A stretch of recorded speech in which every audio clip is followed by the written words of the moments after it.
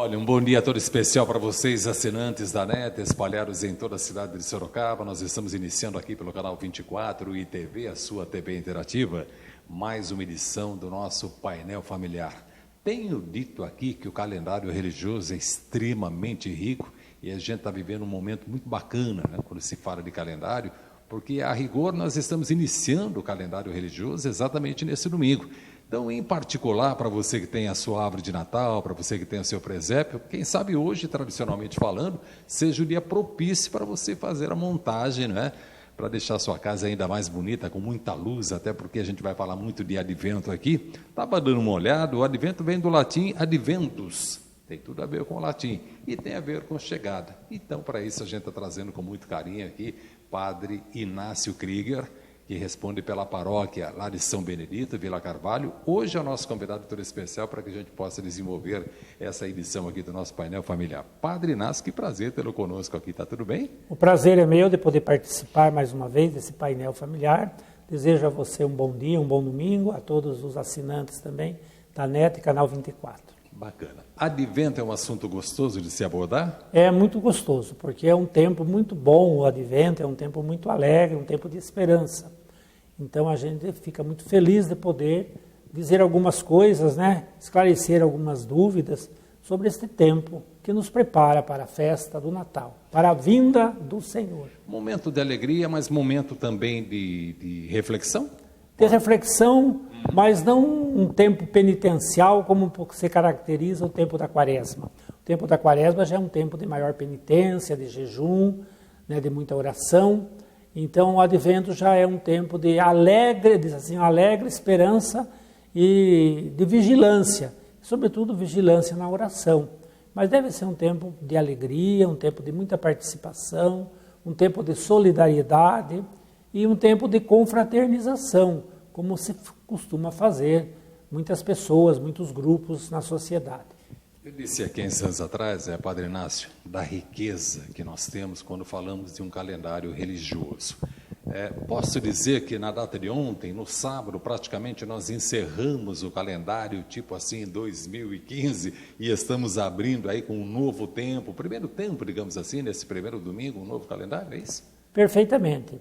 O ano litúrgico, é o calendário religioso, é diferente do ano civil. O ano civil nós sabemos que ele se inicia em 1º de janeiro e termina em 31 de dezembro.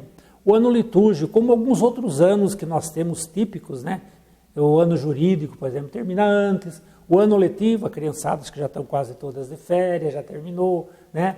E o ano letivo também não começa em 1º de janeiro, começa lá para o dia 2, 3 de fevereiro, assim, até mais tarde. Então, assim, o ano litúrgico, ele não coincide, repito, com o ano civil. Então, nós já terminamos, ontem, no sábado, terminamos o ano litúrgico.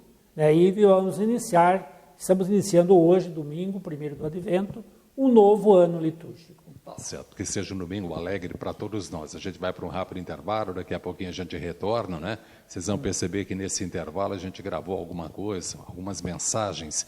São informações que têm tudo a ver com esse domingo muito importante que o calendário religioso nos apresenta, tem tudo a ver com o Advento. E depois, na volta, Padre Inácio tem muito a nos dizer, principalmente quando se fala de figuras, em particular quando se fala de símbolos, tem todo um ritual, tem cores definidas também para este tempo. Talvez próximo do Natal é possível que tenhamos alguma mudança, né?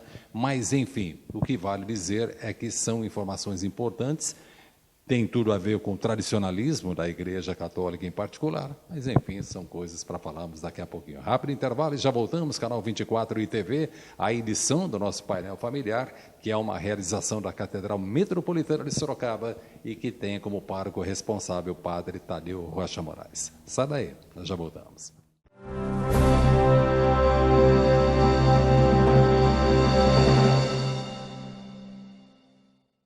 O Advento deve ser celebrado com sobriedade e com discreta alegria.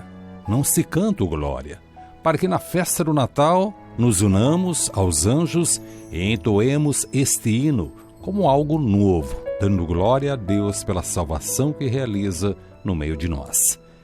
Pelo mesmo motivo, o Diretório Litúrgico da CNBB orienta que flores e instrumentos sejam usados com moderação para que não seja antecipada a plena alegria do Natal de Jesus.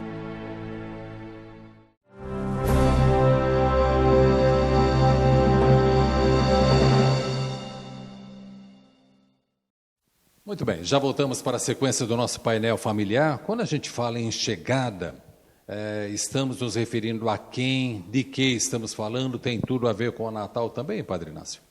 Perfeitamente. Nós sabemos que o povo do Antigo Testamento esperava o Messias, a chegada do Messias, e os judeus ainda esperam o Messias, mas nós cristãos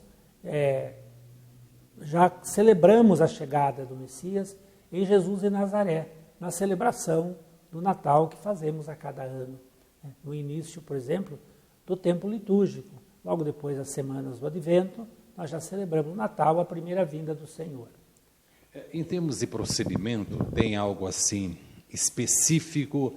É a orientação que vem em nível de mundo? É a própria CNBB quem determina? Os rituais eles são definidos em função de um país, por exemplo, ou segue-se toda uma tradição? Há toda uma história da origem do Advento, porque a primeira festa cristã, e celebrada durante os 300 anos, foi a Páscoa, a ressurreição de Jesus, né?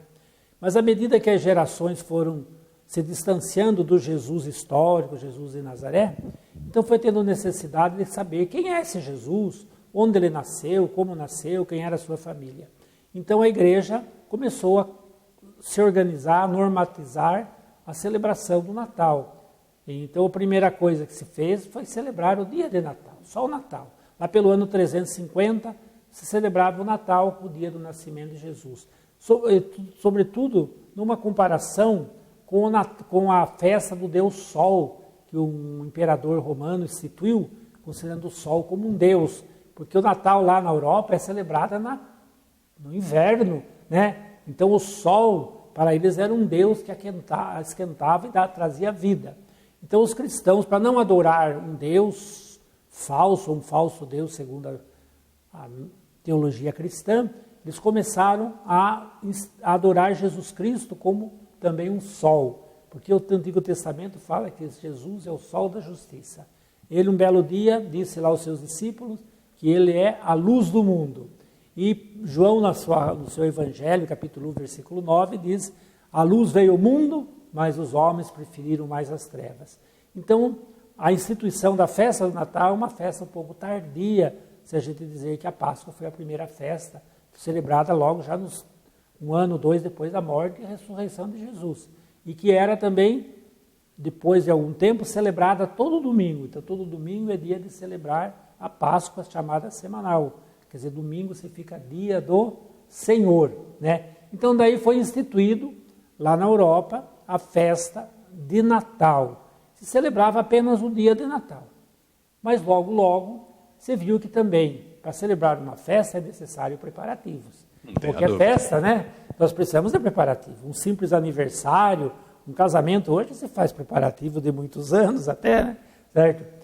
Então a festa do Natal também, como na Quaresma, preparando a Páscoa, era necessário que tivesse um tempo também de preparação. Alguns lugares chegaram até um exagero de fazer 6 semanas. É chamado o verão, a Quaresma de São Martinho, começava dia 11 de novembro, 6 semanas. E preparadas mais ou menos à semelhança da Quaresma, com jejum, com orações, né, que eram só interrompidos no domingo, porque o domingo, dia do Senhor, o jejum é proibido.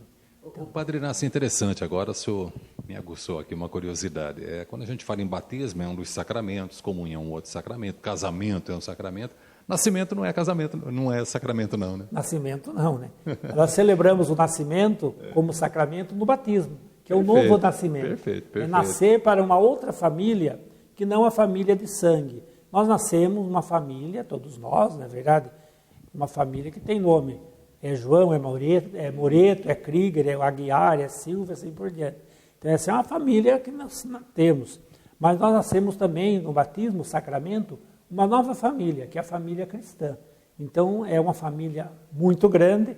Hoje os cristãos do mundo devem dar uns 2 bilhões, né, Se contar não apenas os cristãos católicos, que passa de 1.300.000.000, também as outras denominações, luteranos, protestantes, evangélicos, carismáticos hoje, e assim por diante. Tá certo. Se o senhor fosse José, por exemplo, João Batista, Isaías, seria um grande profeta, e aí seria uma das figuras também do advento, que é uma coisa que a gente podemos falar um pouco depois sobre as figuras principais. Vamos abordar. E podemos falar dos símbolos também. Agora, Padre Inácio, tem uma situação aqui que é interessante de se colocar. Para vocês, líderes religiosos, sacerdotes, enfim, é evidente que vocês têm conhecimento de todos esses procedimentos, né? Eu não vou chamar de leigo, porque leigo tem uma outra participação muito importante quando se fala em igreja, quando se fala em religiosidade, particularmente a cristã, né? Os católicos. Mas para aquele que não tem o conhecimento, que é um simples, modo de falar, né? Fiel que vem para acompanhar as missas ou um ou outro evento, né? Que se celebre, ele não vai entender muito quando ele vê cores diferentes.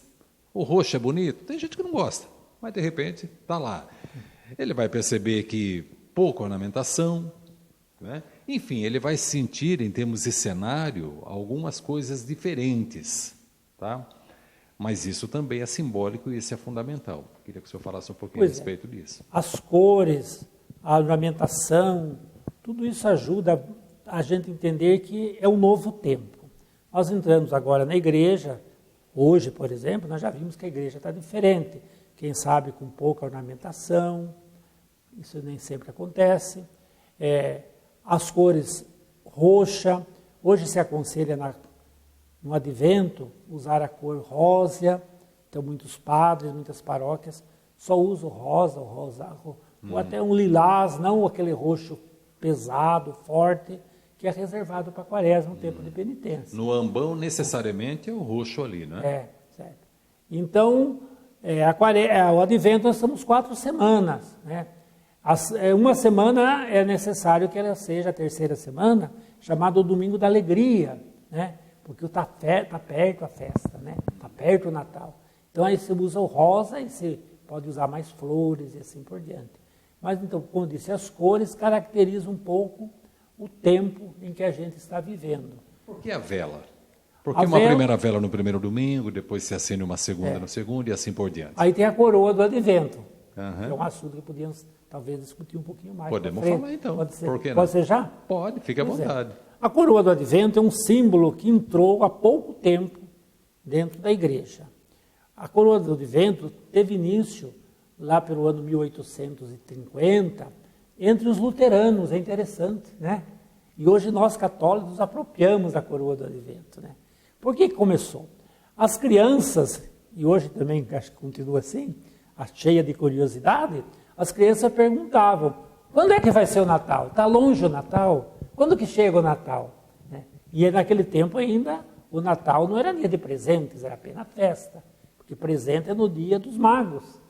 No Natal não se distribuía presente. Foi assim com Jesus, né? Você fazia ceia, você celebrava em família e tudo, mas os presentes eram no dia de Reis, né? Dia, em geral, 6 de janeiro, Epifania do Senhor.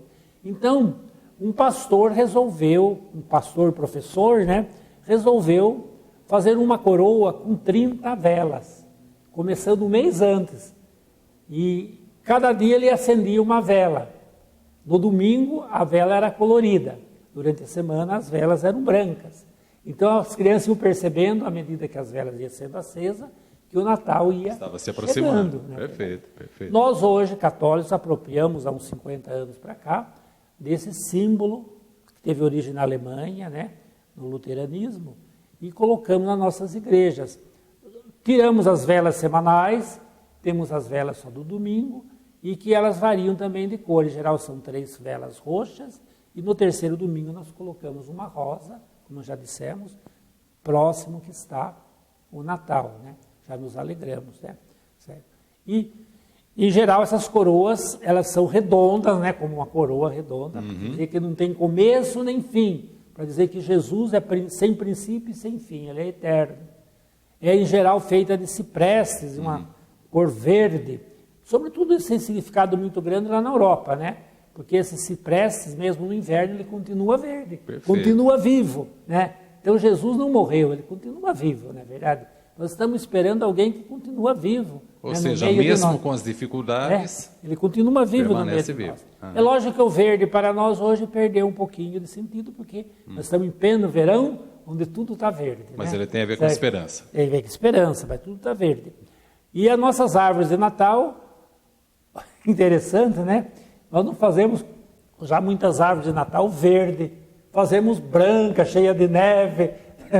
Questão de adaptação também. É uma adaptação cultural, que não é uma imitação que nós temos do mundo europeu, que nós não devíamos fazer, porque aqui temos uma outra cultura, é um outro tempo, é uma outra estação do ano. Mas, enfim, o simbolismo do verde e da árvore também é sentido de vida. Jesus falou, eu sou a árvore da vida. Perfeito. Então, isso tudo vocês divulgam o tempo todo, ou na hora de uma celebração, ou mesmo na hora da homilia, enfim. Isso o fiel não tem muita noção disso, né? Mas é bacana. Então, nós estamos prestando serviço aqui. Exatamente. Acima de tudo. Quando o senhor fala a grinalda, a coroa, mesma coisa, né? Ou não? A guirlanda já é uma coisa bastante antiga. Eu não saberia dizer onde que está a origem da guirlanda. É aquilo que você coloca na porta. E se coloca, em geral, com 4 laços vermelhos, indicando os 4 pontos cardeais, para dizer que Jesus veio para ser salvador de toda a humanidade. Não, eu só ia dizer que ela é circular para exemplificar mesmo a união. O circular, a união e também a eternidade. Não tem começo e não tem fim. Onde que começa o círculo? Perfeito. Não tem começo nem fim, na verdade. Então, e a coroa do advento, em geral, também a gente coloca 4 laços vermelhos para indicar os 4 pontos cardeais, né? A gente modifica muita coisa, a gente vai acrescentando. E normalmente, como se falou, no começo do advento, hoje, por exemplo, a gente, ao acender uma primeira vela, cada domingo a gente acende mais uma vela. Então, a primeira vela, nós já explicamos um pouco o sentido dessa coroa do advento, para que as pessoas não sintam uma coisa estranha, o que é essa coroa aí, né? Porque hoje se usa muita coroa para defunto, né? Assim, para defunto, né? Mas essa coroa é uma coroa diferente, é uma coroa que vai nos mostrando a proximidade da festa do advento. Ela tem mais a ver com o nascimento do que com a morte. Cada domingo nós acendemos mais uma, e quer dizer, o Natal está cada dia mais próximo de nós. Perfeito. Agora, Padre Inácio, isso é padrão? Isso se desenvolve em Sorocaba, de repente eu vou lá para o interior de Pernambuco, é a mesma coisa, Alagoas é a mesma coisa, ou tem também um processo de adaptação e o ritual ele se encaixa dentro da realidade de cada cidade ou de cada paróquia? Bom, coroa do advento não faz parte essencialmente de liturgia, não é uma coisa essencialmente litúrgica. Se uma paróquia não quiser fazer coroa do advento, não faz, na verdade. Ela não é uma coisa importantíssima. É lógico que ela é um símbolo bonito, que ajuda a gente a entender, né, advento e Natal, mas ela não é algo obrigatório. Então, a gente sabe que tem muitas paróquias que não usam a coroa do advento. E hoje estão usando também, nem sempre coroa. Você bota lá um tipo de uma estante com 4 velas, uma em cima, outra no meio, outra mais embaixo. Quer dizer, perde um pouco da característica original do que seria a coroa. Mas ela não é uma prescrição litúrgica. Não existe nenhum livro de liturgia que diga vocês têm que fazer uma coroa do advento, né? Então, nós fazemos como um símbolo que adquirimos, até de origem protestante, não católica, né? Mas não temos a obrigação de fazer coroa. Então é isso. Rápido intervalo, já voltamos, canal 24 ITV. Lembrando que o painel familiar é uma realização da Catedral Metropolitana de Sorocaba. A gente já volta.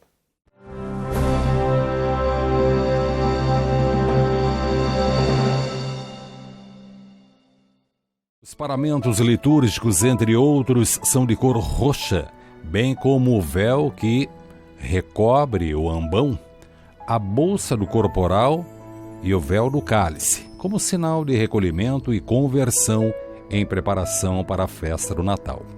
A única exceção é o 3º domingo do Advento, domingo Gaudete, ou da Alegria, cuja cor tradicionalmente usado é a rosa, em substituição ao roxo, para revelar a alegria da vinda do Salvador, que está bem próxima. Também os altares são ornados com rosas cor de rosa.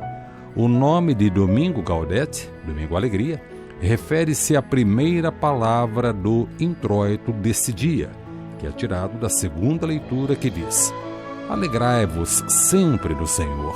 Repito, alegrai-vos, pois o Senhor está perto. Também é chamado domingo mediano, por marcar a metade do tempo do advento, tendo analogia com o quarto domingo do tempo da quaresma, chamado Laetare. No dia do início do advento, são montados o presépio, a árvore de Natal e a coroa do advento.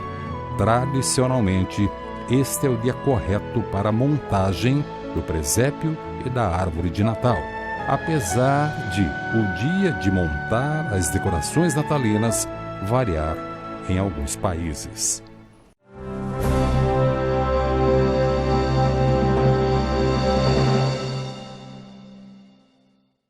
Muito bem, de volta para a sequência do nosso painel familiar. Padre Inácio Krieger, responsável pela paróquia de São Benedito, ali, simpático bairro de Vila Carvalho, praticamente no coração, não é, da cidade.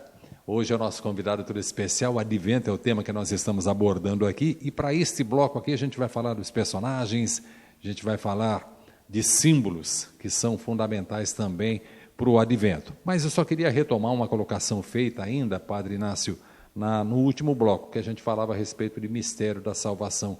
O momento é esse para se refletir também sobre esse assunto, é? A gente, no Advento, reflete sobre dois grandes mistérios. O primeiro mistério, que é celebrativo, ou celebramos, a vinda de Cristo na nossa carne mortal, a encarnação, a palavra de Deus que se faz carne, né, e vem viver no meio de nós para ser nosso Salvador. Então, os dois últimos domingos do Advento, a gente centraliza a nossa liturgia na espera da vinda do Senhor na nossa carne mortal, né, do nascimento dele em Belém. Então, as figuras são mais relativas ao presépio, né? Inclusive, a gente até pensa em montar presépio só depois do terceiro domingo, né? Para que o terceiro domingo. Porque os dois primeiros domingos a gente medita num outro mistério da nossa vida cristã, que é a segunda vinda do Senhor. Que nós não celebramos ainda porque ainda não aconteceu, né? Mas nós esperamos, estamos na expectativa. Porque nós sabemos que o Senhor virá um dia, não mais na nossa carne mortal, mas virá glorioso para entregar o reino ao Pai, como Ele mesmo diz, né? Então, quando será isso? Ninguém sabe, mas nós temos que estar vigilantes à espera desse dia.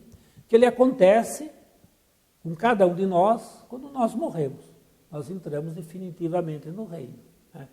E depois, um dia, será também um encontro cósmico, histórico, universal, quando toda a humanidade se encontrará face a face com o Senhor.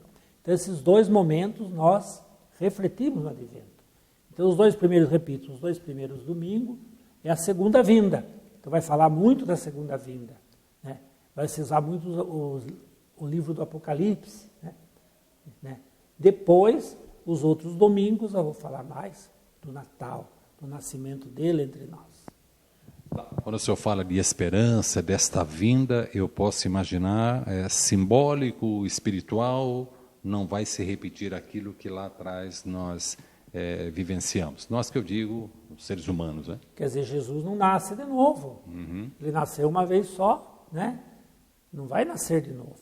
Mas nós celebramos esse nascimento, como quando a gente celebra o aniversário de alguém, né? Perfeito. Nós não nascemos de novo, mas nós celebramos uma data significativa da nossa vida.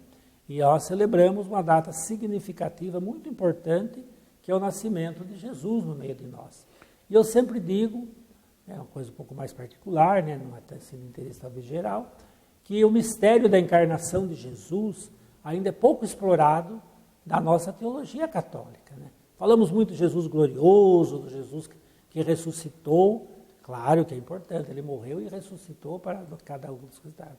Mas falar de que ele se encarnou, se fez um de nós, sofreu, sentiu fome, frio, chorou, precisou de ser alimentado, a gente fala pouco disso, né?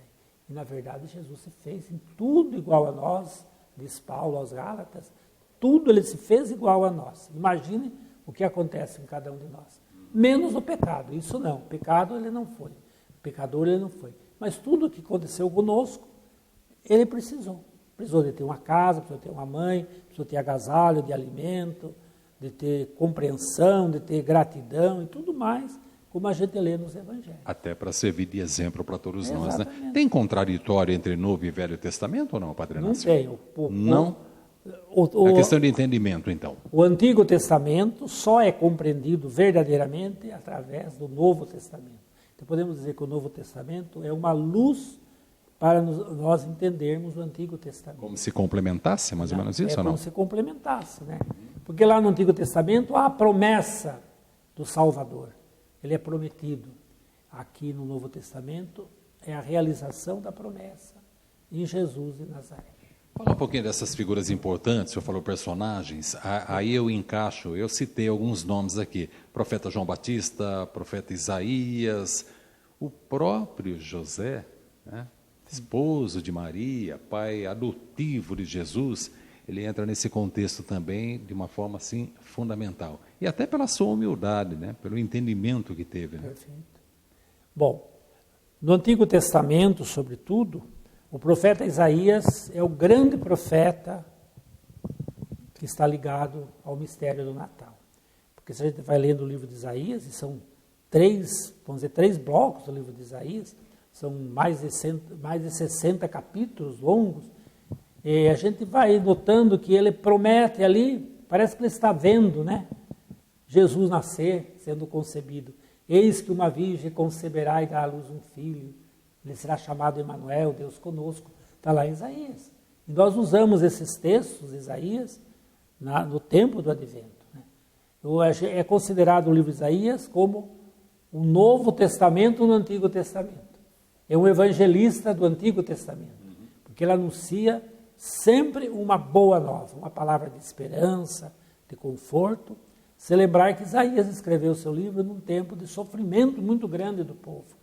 O povo tinha perdido a esperança, perdido a fé, sentia-se que eles foram infiéis à aliança com o seu Deus. Então Isaías quer colocar no coração do seu povo, pobre, pequeno, oprimido, sofredor, pecador, a esperança de que nem tudo está perdido, de que um dia Deus vai lembrar deles e vai enviar seu próprio Filho para ser o Salvador. Então é a esperança chamada messiânica. Por isso, os 2 últimos domingos do Advento são muito centrados na leitura do profeta Isaías.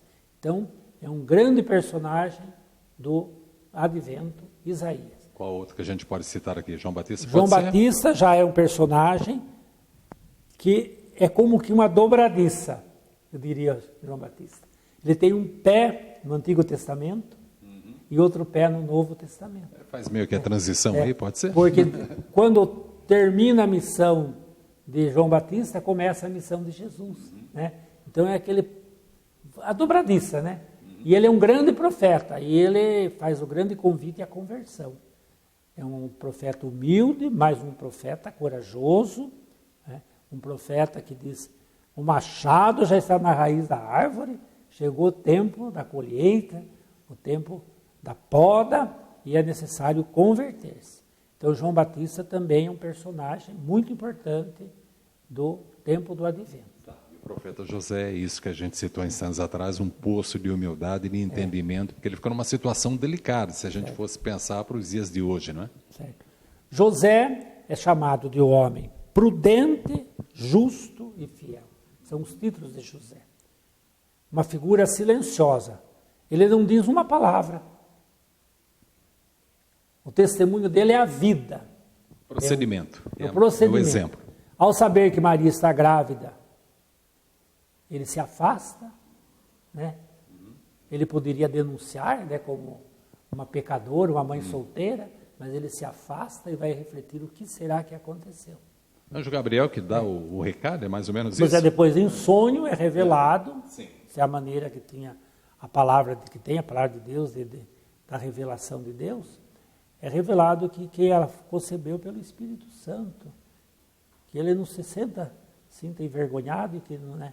Aí ele assume, sem dizer palavras nenhuma, ele assume Maria como esposa. E é fiel. tudo que foi pedido a ele, ele vai realizar. Difícil imaginar que hoje nós teríamos Josés com esse mesmo procedimento, né? Muito difícil. Claro. Muito complicado para os dias de hoje, né? Padre Inácio, aí que está. Então, o fiel vem para a igreja, vê essas mudanças, principalmente para aquele que é um pouco mais detalhista, que tem esse processo de preocupação. E tem aquele fiel que não está muito ligado a isso, com o ambiente. O ambiente é a casa de Deus, ele está tranquilo ali, independente, né, se está paramentado ou não. Agora, a preocupação de vocês, sacerdotes, é exatamente essa, de buscar um pouquinho na história, fazendo uma adaptação com os dias de hoje e contando isso gradativamente nesses 3, 4 domingos que nós teremos pela frente? Ou, na verdade, é contemplar apenas aquele fiel que está muito mais preocupado com a homilia, por exemplo, com o seu sermão? Ou é uma mistura dessas coisas? Bom, perfeitamente. As nossas homilias têm que estar voltadas para o tema desse tempo. Os 2 primeiros domingos vamos falar muito do final dos tempos, da vigilância, ter nossas lâmpadas acesas, como diz a parábola das virgens, né? Ser como administrador que está sempre pronto a servir o seu patrão, o seu amo. Então é um tempo assim que a gente coloca. Não pode a gente... Os cantos são importantes para caracterizar o tempo litúrgico. O Glória não canta, né? Você canta o Glória para cantar solene na noite de Natal. Perfeito. Mas o Aleluia se coloca. Houve um tempo que não se cantava o Aleluia, mas o Aleluia se coloca. Então, infelizmente, a gente às vezes percebe algumas missas, até mesmo televisadas, que os cantos não mudam.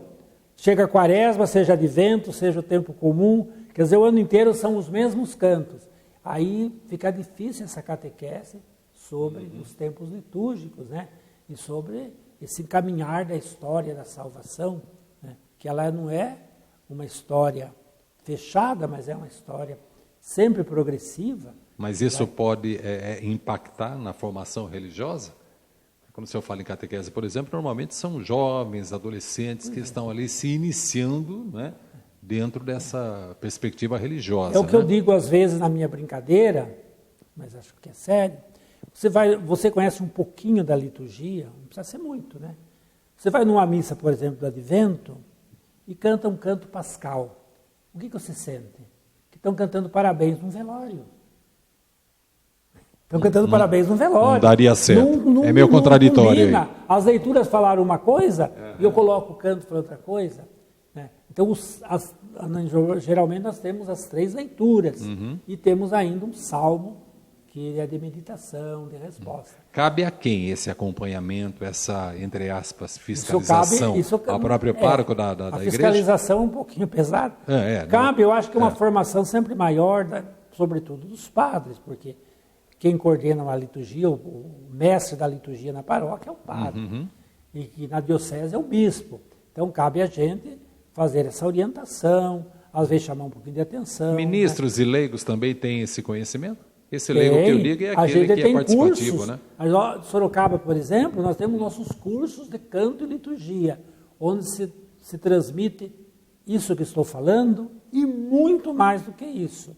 Mas muitos não se adequam, né, a essas normas litúrgicas. Então, canta porque é bonito.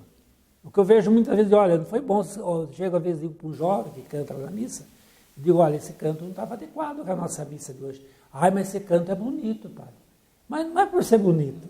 Na liturgia não canta porque é bonito. Ser bonito canta, não significa que é importante, exatamente, significativo. A gente tem que cantar um canto que está adequado com o tema que está vivendo. De modo especial, se for bonito, melhormente. Mas se não é bonito, vamos cantar um canto que esteja de acordo. Hoje, por exemplo, para mim é uma lástima um casamento. Porque um casamento tem tantos cantos lindíssimos para se cantar em casamento. Não tem? Mas eu chego lá, só você canta em inglês. Eu não sei o que é que estão cantando. Eu já cheguei e pedi para trazer um ritual em inglês para mim fazer casamento em inglês. Mas o que porque vale? Eu suponho que aquele povo entende de inglês. Né? Nem sempre, né? Será que entende? Eu não entendo nada.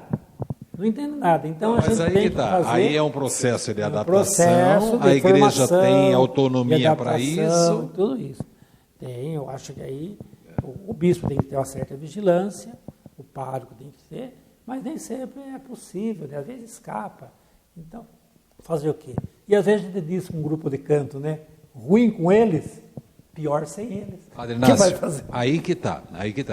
Os jovens seguem esta mesma, têm este mesmo conceito para esses recém-formados, recém-ordenados? Você diz os padres? É. A gente tem essa formação, tem informação.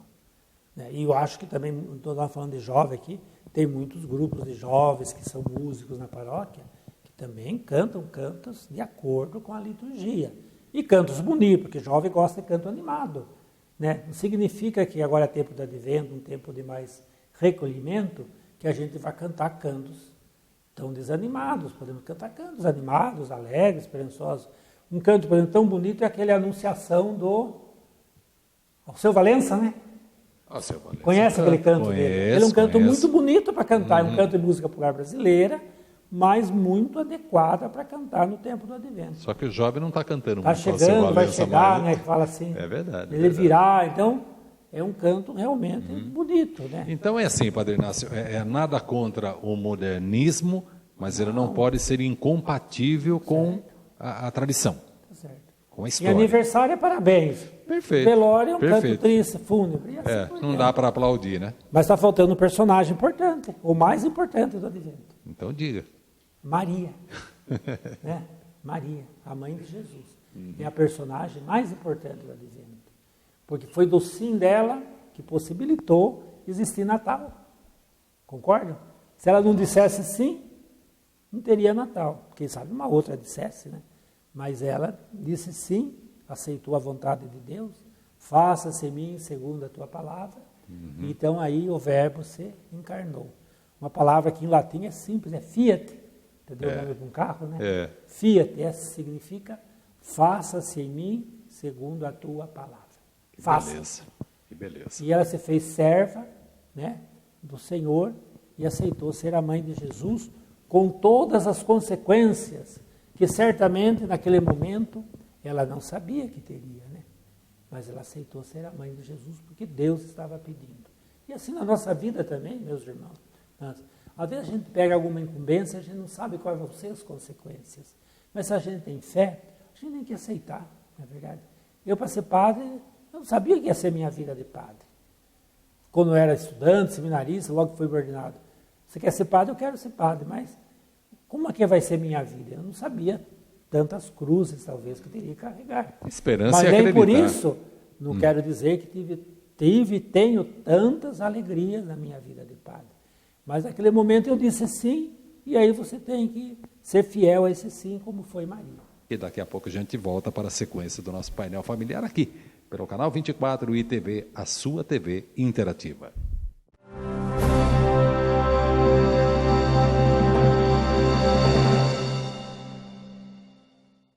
Vários símbolos do advento nos ajudam a mergulhar no mistério da encarnação e a vivenciar melhor este tempo.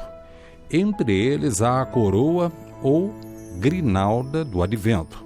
Ela é feita de galhos entrelaçados, sempre verde, formando um círculo no qual são colocados 4 grandes velas, representando as 4 semanas do advento. A coroa pode ser colocada ao lado do altar ou em qualquer outro lugar visível. A cada domingo, uma vela é acesa. A luz nascente indica a proximidade do Natal, quando Cristo Salvador e luz do mundo brilhará para toda a humanidade e representa também nossa fé, nossa alegria pelo Deus que vem. A cor roxa das velas nos convida a purificar nossos corações em preparação para acolher o Cristo que vem. A vela cor-de-rosa nos chama à alegria, pois o Senhor está próximo. Os detalhes dourados prefiguram a glória do reino que virá.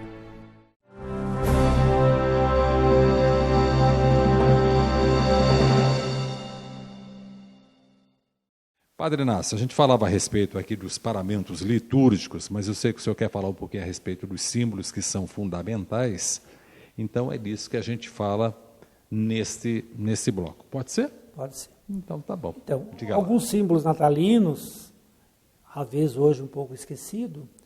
Primeiro a vela, que lembra a luz. Né?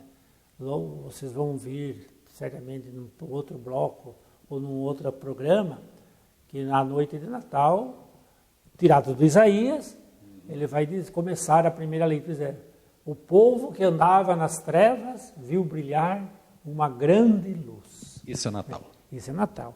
Os magos são guiados por uma estrela, luz. Então a vela, aí liga também já com a estrela, são símbolos fortes, importantes do Natal, né? As luzes, o presépio, que símbolo importante o presépio. Muitas famílias fazem um presépio com muito carinho, com muito capricho, né? A novena do Natal, que se celebra nas comunidades, também é um símbolo importante, né, do Natal. As confraternizações. Quanta gente faz confraternização. É um momento de festa. Não podemos, talvez alguns nem sabem por que estão fazendo, mas, enfim, é um momento de alegria. Segue a tradição. De confraternização, e não deixa de ser importante. A ajuda aos pobres, por exemplo, é um tempo que os pobres, em geral, comem bem e até demais, às vezes. Né? Exagera um pouco. Há muita partilha com cestas básicas, cestas de Natal, tudo isso é muito bonito, são símbolos do Natal. Né? Certo? Agora a gente tem que ter cuidado de, no advento, não antecipar muito o Natal. Tem gente que já armou presépio, já acendeu... Já está no espírito, já aprendeu a árvore de Natal. Outros, vamos deixar isso então para o terceiro domingo. Seria mais domingo, ou menos isso. Ou ir montando aos poucos o presépio, qualquer disso. Monta um tabladinho, depois do outro domingo já põe algum capinzinho, as imagens. Até que no terceiro, quarto domingo já põe as imagens de Nossa Senhora, São José. E deixa por Jesus na noite de Natal, na missa celebrativa. Ô Padre Inácio, eu faço essa, não sei se o termo está correto aqui, desmontagem no dia 6, é isso? Normalmente se desmonta. É dia de Reis ou não? É dia de Reis. Perfeito. Só que com o dia de Reis sempre foi um dia feriado, um dia litúrgico. Hoje feriado. Não mais, né? Hoje não mais, então nós no Brasil celebramos no primeiro domingo de janeiro, desde que não seja dia 1º. Perfeito, perfeito. No primeiro domingo de janeiro. Então, de 2 a 9 de janeiro, né? Um desses domingos. Então, aí se desmonta o presépio, né? A vinda dos magos. Então, agora, nos países onde o feriado, o dia sagrado, o dia santo, Epifania, cai no dia 6, dia de Reis, na verdade. O senhor não citou aí uma coisa que se relaciona muito com o Natal, e isso é fundamental, em particular para as crianças, e nós já fomos crianças, né? Um dia, Papai Noel descaracterizou um pouquinho por conta desse processo de comercialização que existe. Eu digo que o Papai Noel descaracterizou muito, e infelizmente isso às vezes entrou também dentro da igreja, que deveria fortalecer ainda mais a catequese sobre Jesus Cristo, o Natal, a vinda de Jesus, né? Então, Papai Noel realmente é uma figura, símbolo do consumismo, né? Do consumismo. E você vê hoje, se for nas lojas, no shopping, você vê tudo enfeitado para o Natal, não como os outros anos, que a crise econômica bateu também por aí. Traz algum impacto, certo? Né? Mas você vê Papai Noel, árvore de Natal, mas você não vê mais presépio em lugar nenhum. Então descaracterizou o consumismo. E se levar em conta que quais as cores do Papai Noel? Qual a cor do Papai Noel? O vermelho está ali. Vermelho e branco. Cor do quê? Da Coca-Cola. Então é tipicamente uma propaganda de Coca-Cola, o Papai Noel. O senhor fez a associação aí. Mas é isso mesmo. Mas quem que veio primeiro, o Papai Noel ou a Coca-Cola? Acho que a Coca-Cola veio antes. Veio antes. Certo. Agora o Papai Noel é uma figura também religiosa, porque o Papai Noel lembra São Nicolau, que era um homem que distribuía presentes, né? No dia de Reis ele distribuía presentes, certo? Mas agora ficou-se um símbolo muito grande de consumismo e parece que Jesus não tem espaço dentro do Natal. Infelizmente. E o espírito não é esse, né? Não tem espaço dentro do Natal. Eu já fui em confraternização de grupos religiosos, de gente até católica, até bastante católica, e chega lá no dia de Natal, a gente vai lá comer leitoa, frango, salada, sei lá o quê. Estamos esperando o Papai Noel chegar para distribuir presente para as crianças. Fico pensando, mas nós estamos um grupo católico, cristão, e onde que está Jesus Cristo aqui? Ele não tem espaço. No dia do aniversário dele, não tem lugar para ele. Perdeu a importância. E eu acho que nós temos que pensar muito, caros... como chama? Assinantes. Assinantes, caros cristãos, Vamos colocar Jesus mais presente. Tem Papai Noel, que ele distribua presente, mas que tenha um espaço menor para ele. Que Jesus esculpe um espaço maior. Padre Inácio, cabe a quem, olha que responsabilidade, hein? Evitar que vez ou outra a gente fira, digamos assim, a tradição religiosa. A vocês padres, catequistas, ministros, fiéis mais participativos, eles são aquelas pessoas que ainda têm a responsabilidade de orientar principalmente as crianças para que, de uma forma equivocada, não Você sabe que está dentro desse meio, os meios de comunicação influenciam demais a sociedade. E nós fazemos a igreja, o cristão faz parte da sociedade. Então esses vírus, né, eles fazem parte, às vezes, da nossa vida. Então é difícil. Então a gente tem que tomar antibiótico, muito antibiótico, né, para poder fazer com que volte, né, ter um pouquinho aquilo que ou muito aquilo que é importante dentro do cristianismo. Sem desprezar aquilo que é moderno, aquilo que é novo, mesmo os presentes, tudo isso. Mas que o nosso Natal não seja centralizado em presentes, em Papai Noéis e coisa e tal, em comer e beber, mas que isso seja um complemento daquilo que nós estamos celebrando. Perfeito. Padre Inácio, podemos falar um pouquinho desses paramentos todos litúrgicos? Sim, podemos, perfeitamente. Tem um mais importante que outro, tem aquele que não pode faltar, como é que é isso? Bom. Porque é o que eu falei há instantes atrás, a única coisa que a gente tem na cabeça assim é a batina. Olha que batina bonita que está no padre. Às vezes era uma cor diferenciada, ele nem sabe o porquê daquela cor, né? Não sei se feliz ou infelizmente, hoje quem usa batina são os leigos, não são mais os padres. Ah, é? Eu acho isso simplesmente um absurdo que um leigo use batina, porque é uma veste chamada eclesiástica. Eu acho que é um uso indevido, infelizmente. O que é isso? É adaptação, ordem que veio lá de cima? Você vai lá numa paróquia, o padre está de manga de camisa polo, né? Ou até baby o quê? Baby look? Baby look, mas tem lá os leigos de batina, de coisa e tal. Eu acho isso simplesmente um absurdo. Tá, mas você está se referindo a uma celebração, por exemplo, ou não? Celebração. Perfeito, Fora a celebração, perfeito. não. Aí normal. Agora, a batina, nós sabemos que é uma veste tipicamente clerical. Né?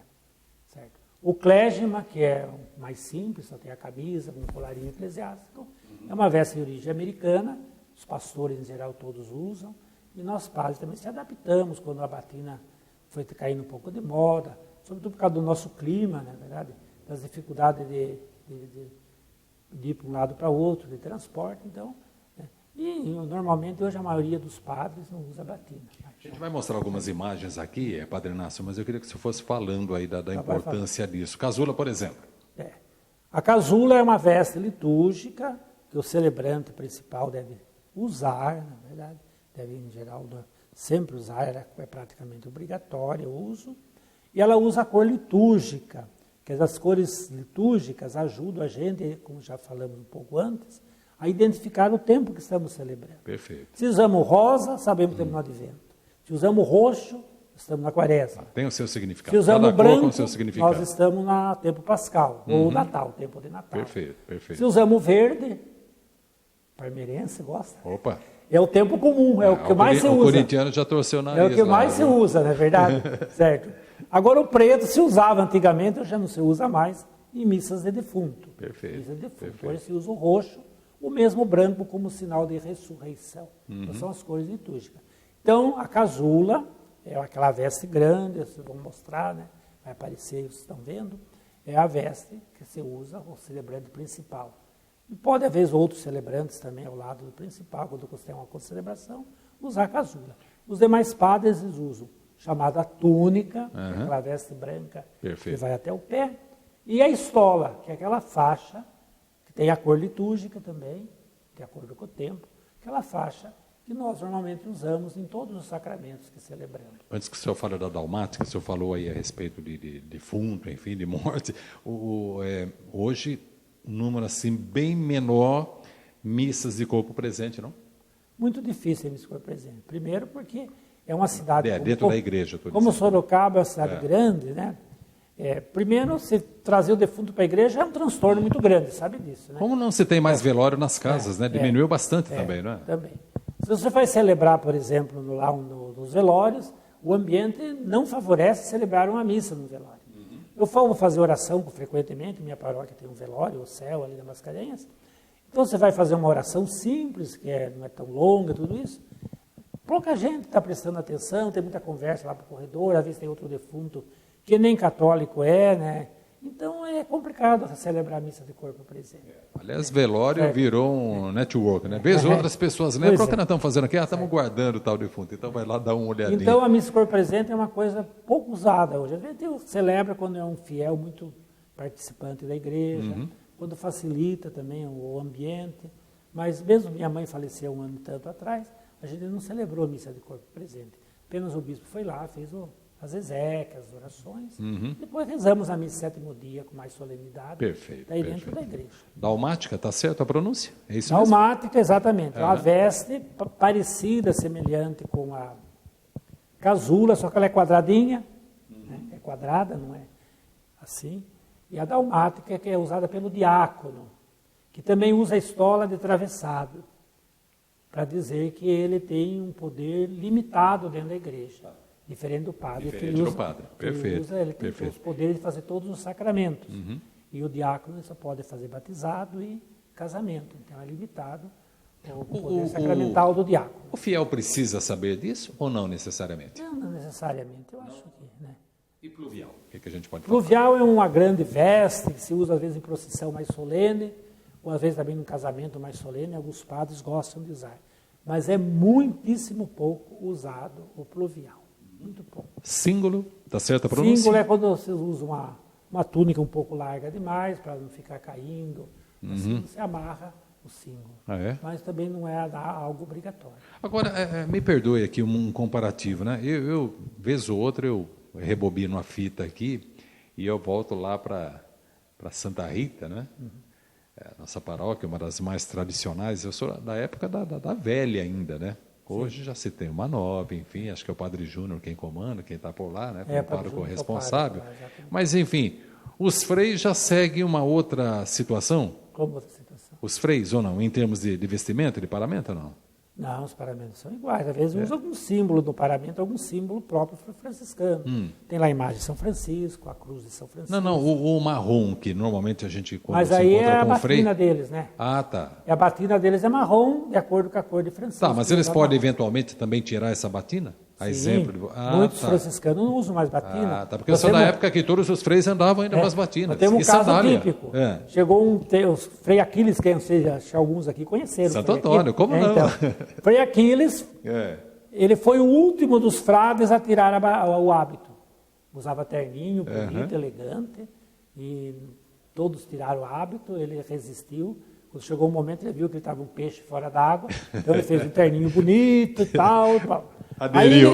Aí passado alguns anos, alguns frades começaram, principalmente os mais novos, começaram a usar o hábito e coisa e tal. Ele falou assim, eu fui o último a tirar meu hábito, serei o último a colocar. Resistiu até quanto pôde. E até a morte ele não colocou mais o hábito. Eu não sei se ele teve passagem, certamente, sim, por outras paróquias, mas enfim, hoje a ligação de Frei Aquiles com Santo Antônio, ali na Abre Grande, não tem como a gente não fazer esse tipo de associação. Ou mais, é verdade. Né? Exigente, mas extremamente comprometido com as suas atividades religiosas. Uma pessoa que eu sempre invejei ele. Exemplo para como muitos. Frei Atílio na Santa Rita. Frei Atílio. Depois do Frei Atílio, se eu não estou enganado, ele foi para o Bom Jesus. Foi para o Bom Jesus, mas ficou pouco tempo. Na Santa Rita ele ficou uma época com Frei Nelson, entre outros. Enfim, é uma história bonita que qualquer dia a gente conta aqui. Então, com os mais religiosos, detalhes. para completar, os religiosos, eles usam cores diferentes. Você vai numa missa em Roma, por exemplo, vai na Praça São Pedro, em Roma, é um colorido de roupas, principalmente as freiras, né? Mas também os padres, cada ordem tem uma cor um pouco diferente. Então, para identificar, vamos dizer, eu acho que a roupa identifica a pessoa. Eu penso até a batina identifica a gente como padre. Agora, você está numa paróquia onde todos te conhecem, não tem necessidade de uma identificação. Não sei se você concorda. Lá em Votorantim, que eu vivi muito tempo, depois fui padre, eu andava na rua, as crianças diziam, ô Inácio, a mãe dizia, mas quem é esse aí? Esse aí é o padre. As crianças sabiam que eu era o padre. Dizia, mas como é que fala assim? Eles sabiam que eu era padre, de paisano e coisa e tal. Questão de adaptação também. E tem um primo muito parecido comigo, lá em Votorantim, hoje já está mais cabelos brancos, muito parecido, então às vezes as crianças mexiam com o meu primo, diziam, padre, vai onde hoje, padre? Era meu primo, não era? Bom, Padre Inácio, para fecharmos aqui, agradecendo demais a sua participação, tudo isso que foi contado aqui, uma verdadeira aula para todos nós, quero lhe fazer a seguinte colocação aqui. A gente falou muito do procedimento de vocês, o quanto muda cenário, esse momento fundamental que o calendário religioso permite, não é, que as igrejas exibam para todos os seus fiéis, mas deste fiel em particular, considerando a importância desse momento que nós estamos vivendo, em particular esse primeiro, esse segundo domingo, e depois vamos entrar num terceiro, no quarto, antecedendo o nascimento de Jesus Cristo, nosso Salvador. O que o senhor espera em termos de procedimento por parte dos fiéis? Que eles se utilizem desse momento para quê, em particular? Que eles façam desse momento, em primeiro lugar, um momento de esperança.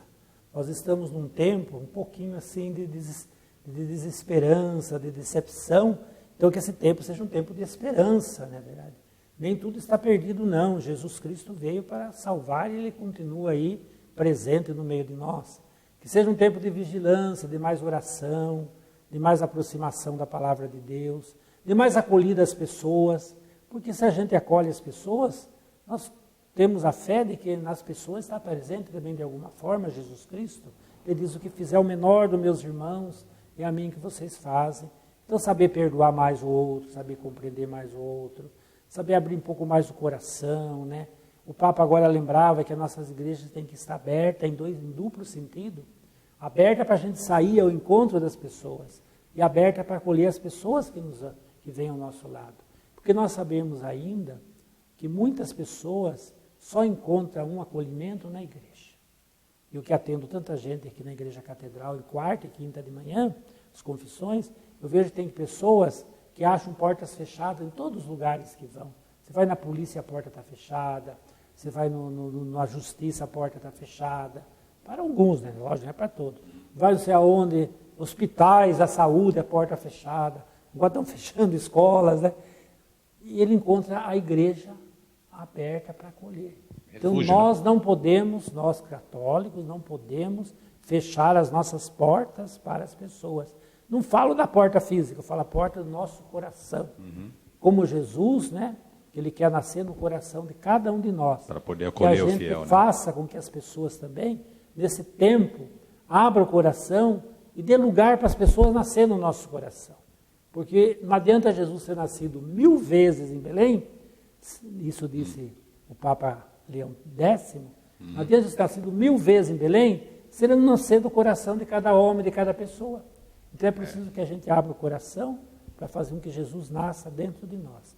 E ele só vai nascer dentro de nós quando o nosso coração estiver aberto para acolher o irmão, principalmente aquele que está mais precisando da nossa palavra, da nossa acolhida, de uma palavra de esperança, de conforto. Sobriedade, acima de tudo. Obrigado por estar conosco aqui, Padre Inácio. Eu agradeço, foi muito importante, eu acho que a gente esclareceu algumas coisas importantes. Desculpe se algumas pessoas não compreenderam minhas palavras, se às vezes fui um pouquinho duro, chato, né? Sobretudo no campo da música, né? Certo? Da liturgia, a gente ama muito a liturgia, ela nos ajuda a compreender melhor o mistério de Jesus Cristo, mas desejo a todos mesmo, indistintamente, que tenham um Feliz Natal, que o Advento prepare o coração de cada um para acolher Jesus Cristo. E aos assinantes da NET, que estejam abençoados mais uma vez nesse Natal que se aproxima. Que bacana, hein? Uma ótima semana para todos nós. Participação do Padre Inácio Krieger aqui conosco, hoje como convidado todo especial, ele que responde pela paróquia São Benedito, na cidade de Sorocaba. No próximo domingo, a partir das 10 horas, mais uma edição do nosso painel familiar aqui pelo canal 24 e TV, a sua TV interativa. Muito obrigado.